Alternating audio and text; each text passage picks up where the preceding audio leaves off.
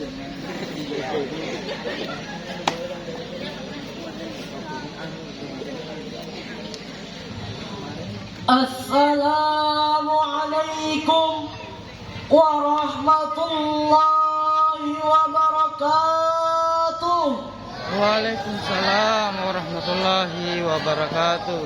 Alhamdulillahilladzi arsala rasulan mubashirin wa munzirin wa da'iyan ila Allah bi'iznihi wa sirajan munira.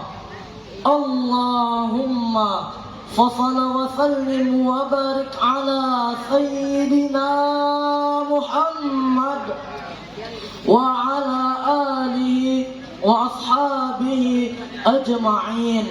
Amma ba'd.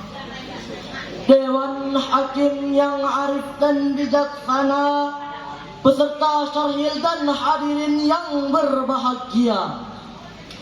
Tutut Husniyah, seorang pakar sosial psikologi, dalam bukunya Pengaruh Identitas Etnis dan Golongan, beliau mengatakan identitas agama merupakan hal yang sangat sentral bagi seluruh masyarakat Indonesia dibandingkan identitas ras, suku, dan nasionalisme, karena identitas agama mampu memenuhi kebutuhan psikologis individu terkait identitas diri, harga diri, maupun aktualisasi diri.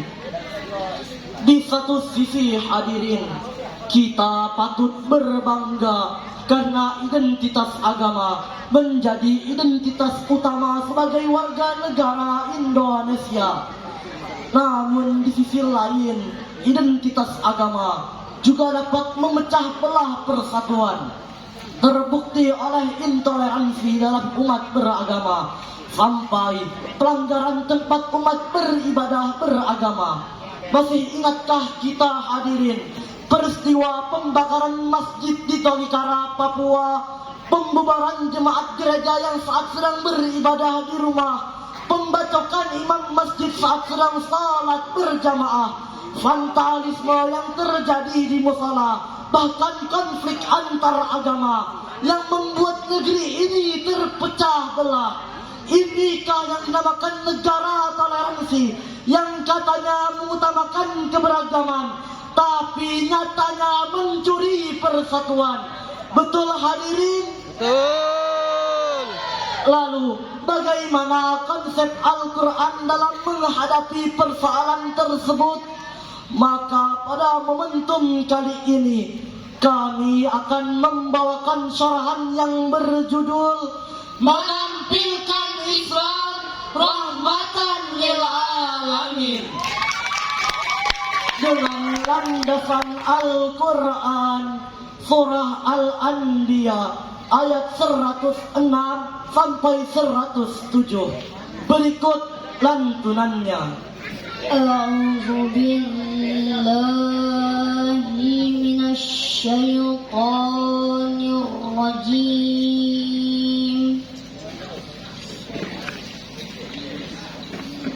بسم الله الرحمن الرحيم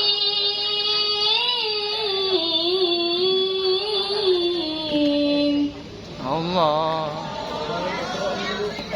إن في هذا لبلاغا لقوم عابدين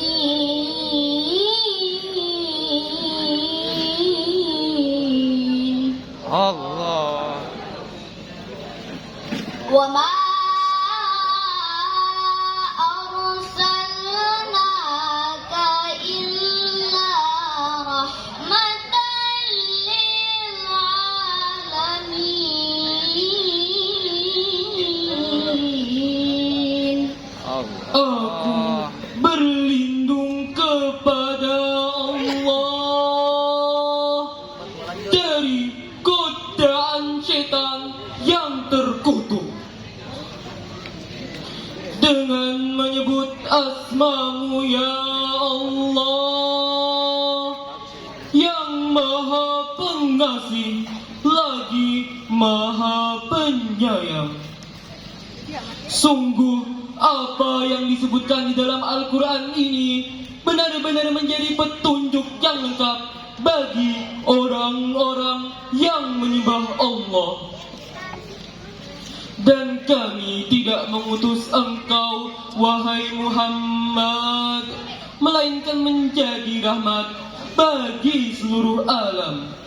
Dewan Hakim yang mulia, hadirin yang berbahagia, Syekh Abul Fida Ismail Ibnu Katsir dalam tafsir Ibnu Katsir jilid 5 halaman 338 beliau menjelaskan, Yakhbaru ta'ala anna Allah ja'ala Muhammadan rahmatan lil alamin, ay arsalahu rahmatan lahum kulluhum, bahwa Nabi Muhammad diturunkan oleh Allah bukan semata-mata untuk membinasakan orang-orang yang tidak beriman, melainkan untuk menciptakan perdamaian dan menjadikan rahmat bagi seluruh umat. Hal ini sejalan dalam Al-Quran, surah Al-Baqarah ayat 143. Allah menyebutkan satu terminologi yang berkaitan dengan moderasi beragama, yakni kalimat ummatan wasatan. Ya lal watan, ya lal watan, ya lal watan, hubbul watan minal iman, wala taqum minal hirman, inhadu alal watan, ya lal watan, ya lal watan, ya lal watan, hubbul watan minal iman, wala taqum minal hirman, inhadu alal watan. Profesor Dr. Quraish Shihab menjelaskan bahwa kata wasatan pada ayat ini bermula pada sesuatu yang baik sesuai objeknya, sesuatu yang baik di antara kedua kutub ekstrim yang berbeda. Dari akar kata inilah kata wasatan berkembang arti menjadi adil dan seimbang.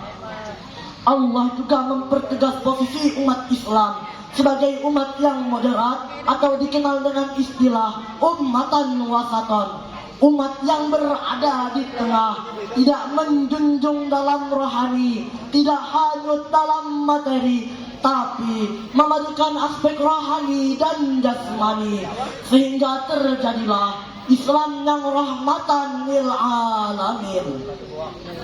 Namun sayang beribu sayang, fenomena yang muncul sepanjang peradaban dan terus berulang adalah keadilan pemimpin dan aliran radikal yang sering menjurus pada tindakan aksi saling dorong, saling tabok, saling tonjok, bahkan saling bacok. Eksesnya hadirin, marak terjadi pertikaian, perseteruan, permusuhan, perperangan yang terjadi antar kelompok yang satu dengan kelompok yang lain, agama yang satu dengan agama yang lain, suku yang satu dengan suku yang lain, bahkan sampai terjadi pertumpahan darah hingga berlanjut pada pembunuhan satu sama lain. Timbul pertanyaan, mengapa Islam yang penuh dengan nilai kenyamanan justru lekat dengan label teroris dan ekstremis? Jawabannya adalah karena sebagian umat muslim ada yang berlebih-lebihan, atau dalam istilah agama disebut gulu, yakni berlebih-lebihan dalam beragama. Dari Ibnu Abbas radhiyallahu anhu yang diriwayatkan oleh An-Nasa'i, Ibnu Majah, Ibnu Khuzaimah, Rasulullah sallallahu alaihi wasallam bersabda, Iyyakum wal ghuluwa fid din, fa innama ahlaka man kana qablakum al ghuluwa fid din. jauhkanlah diri kalian dari sifat berlebih-lebihan dalam beragama, karena sesungguhnya sifat gulu ini telah membinasakan orang-orang sebelum kalian. Oleh karena itu hadirin, moderasi beragama harus kita lakukan untuk mengubah wajah Islam yang sebelumnya sering disebut Islam yang fanatis, Islam yang teroris, Islam yang ekstremis, menjadi Islam yang damai, Islam yang nyaman, Islam yang tenang, serta menjadi rahmatan lil alamin. Amin, amin, amin, ya rabbal alamin. sebagaimana tercermin indah di dalam Al-Quran surah Al-An'am ayat 108. Berikut lantunannya. ولا تصبوا الذين يدعون من دون الله فيصبوا الله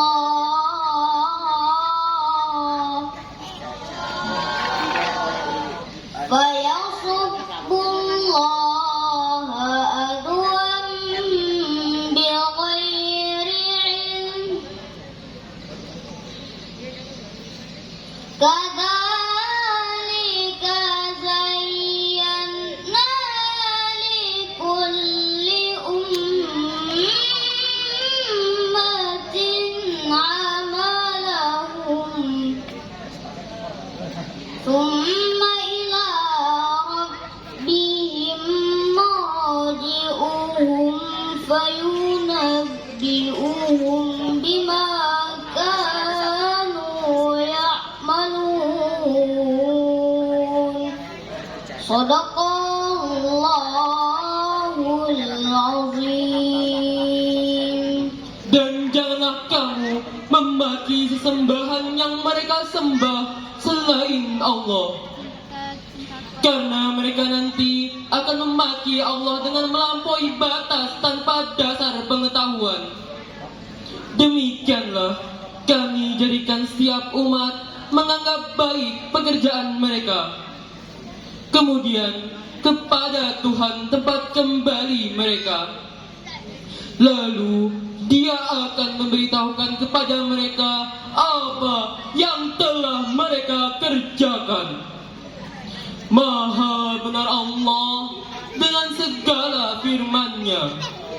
Dewan Hakim yang mulia, hadirin yang berbahagia, Imam Ali As-Sabuni dalam kitab Safatut Tafasir jilid 1 halaman 410 beliau menjelaskan, Aila tasubbu ahlihatal musyrikin wa asnamahum. Janganlah kalian menghina dan berhala orang-orang kafir.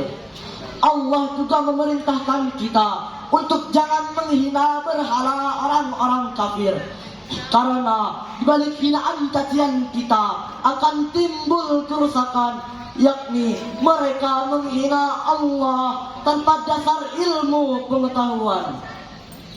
Menurut Profesor Dr. Kroy Shihab, ada 3 cara agar moderasi beragama terlaksana. Yang pertama, adanya pengetahuan dalam diri kita. Yang kedua, Kemampuan dalam mengendalikan emosi dan nafsu belaka. dan yang ketiga, Memiliki kehati-hatian dalam beragama. jadi bukan ajaran agama kita yang harus dimoderasi, tapi cara beragama kita yang harus mendapat sentuhan moderasi, sehingga Islam menjadi Islam yang rahmatan lil alamin.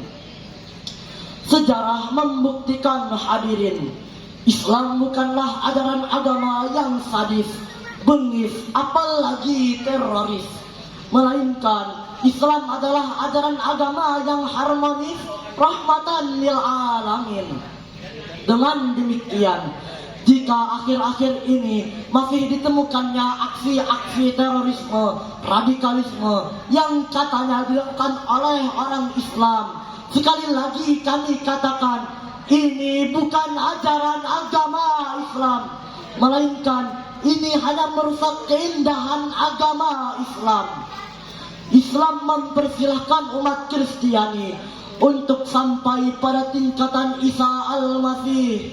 Islam mempersilakan umat Hindu untuk mengamalkan ajaran Veda Vendator Resi si Agatya. Islam juga mempersilahkan umat Buddha untuk mempelajari ajaran Dharma Siddhartha Gautama. Demikian pula Islam mempersilahkan umat Konghucu untuk sampai pada tingkatan Lisu, Sensu, dan Sensoinnya. Bagimu agamamu dan bagiku agamaku. Demikian hadirin, syarahan ini dapat kami ambil kesimpulan bahwa keberagaman merupakan sunnatullah yang Allah tetapkan kepada kita. Oleh karena itu hadirin, hal yang harus kita lakukan adalah saling menghargai, saling menghormati, bahkan saling mencintai. Untuk itu, sampailah pada semboyan kita, Bhinneka Tunggal Ika, berbeda tetap satu nusa, Satu bangsa, satu bahasa, tanah air Indonesia. bersatu kita teguh, bercerai kita runtuh. Cukup sampai di sini syarahan dari kami. Apabila ada kebenaran itu datangnya dari Allah, dan apabila ada kesalahan itu datangnya dari kami bertiga. Untuk itu kami mohon maaf yang sebesar-besarnya. Sebelum kami akhiri syarahan ini, izinkan kami untuk membawakan sebuah lagu yang dipopulerkan oleh Bung Haji Roma Irama. Bhinneka Tunggal Ika, lambang negara kita Indonesia. Walaupun bermacam-macam aliran, tetapi satu tujuan. Bhinneka Tunggal Ika, lambang negara kita Indonesia. Walaupun bermacam-macam aliran, tetapi satu tujuan. Jalan-jalan ke Surabaya Tidak lupa membeli kuaci Kami datang ke Purwajaya. dalam rangka ikut MTQ. Wabillahi taufiq wal hidayah wal ridha wal inayah. Wassalamu alaikum warahmatullahi wabarakatuh. Waalaikumsalam warahmatullahi wabarakatuh.